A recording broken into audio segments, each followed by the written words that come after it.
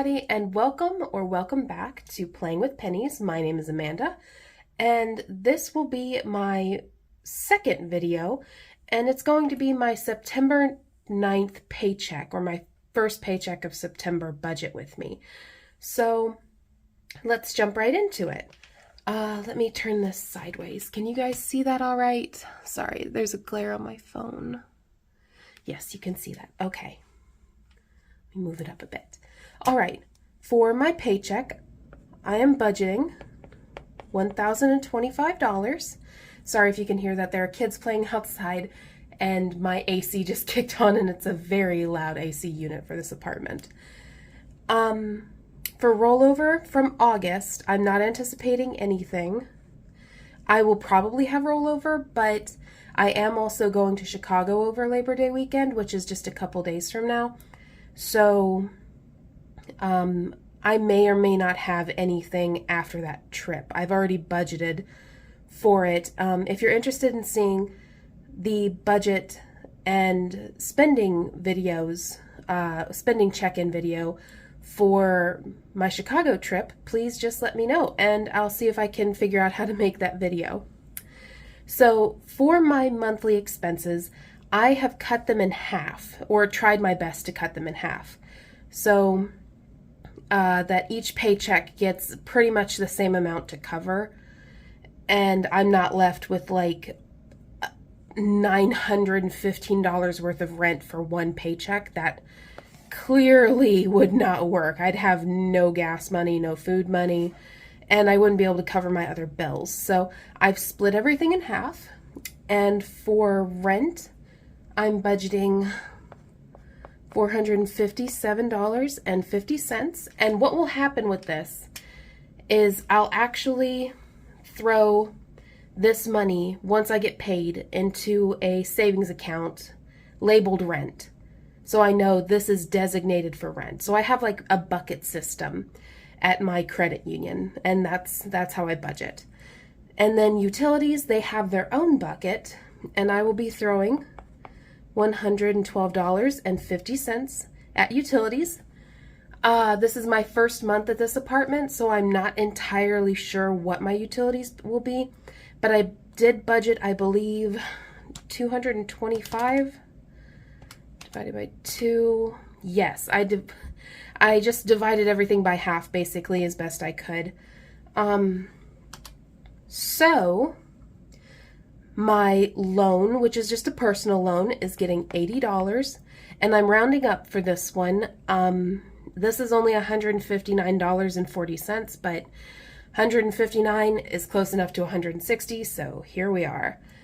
Let's see, for insurance, which is my car and renter's insurance, we are budgeting nothing because I've already paid that in August. With my August paycheck. So that will actually be taken care of in my next paycheck, I believe. So we'll just see how that goes.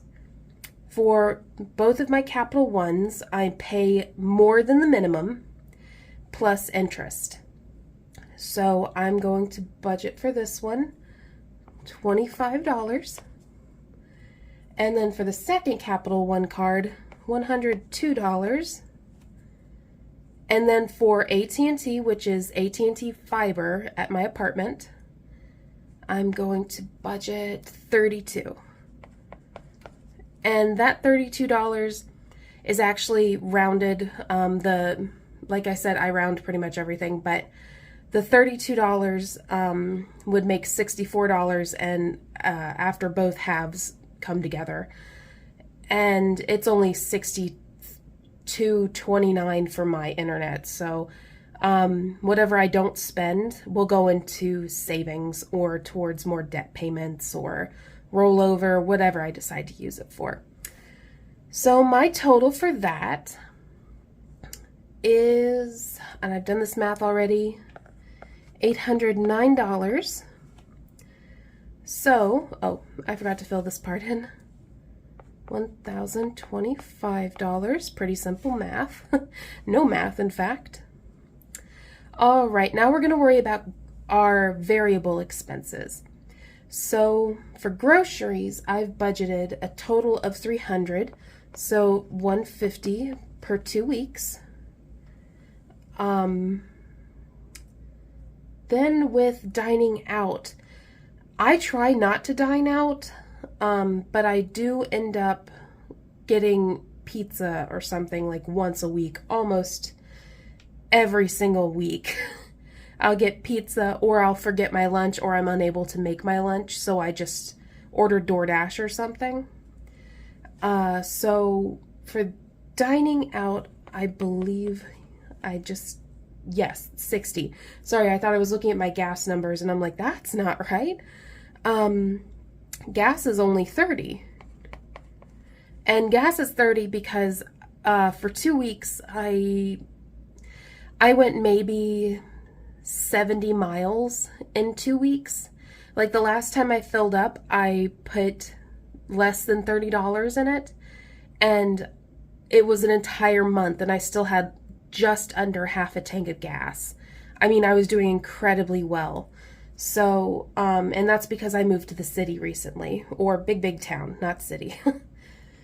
And then for date nights, we did budget $12.50. I know that's a weird number, but I budgeted $25 for the month, which, you know, will cover a meal. And if I decide to, I can go ahead and use the full $25 and just scratch it out of my next budget with me biweekly paycheck.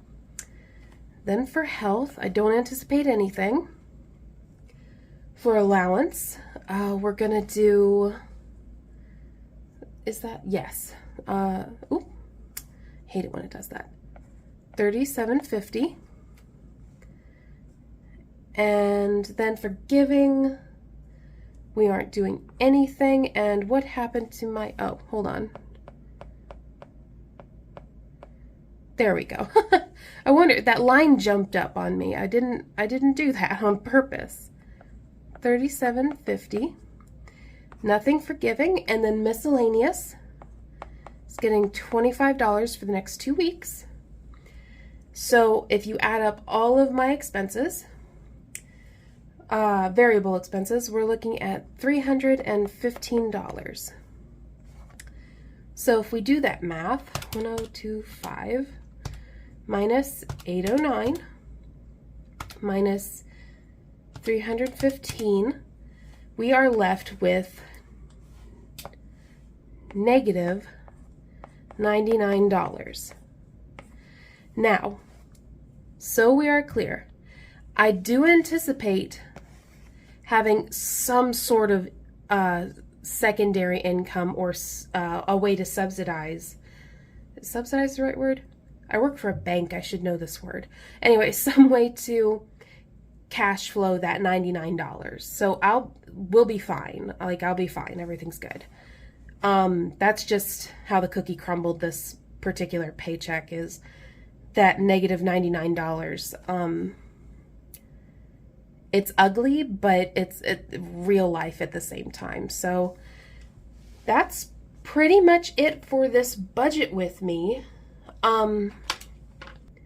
So thank you for joining me, and I hope you enjoyed it. My next video should be up on Friday or Monday. I'm still trying to figure out how I want to do my weekly check-ins. I'm not entirely sure on the dates yet, because my first weekly check-in should be from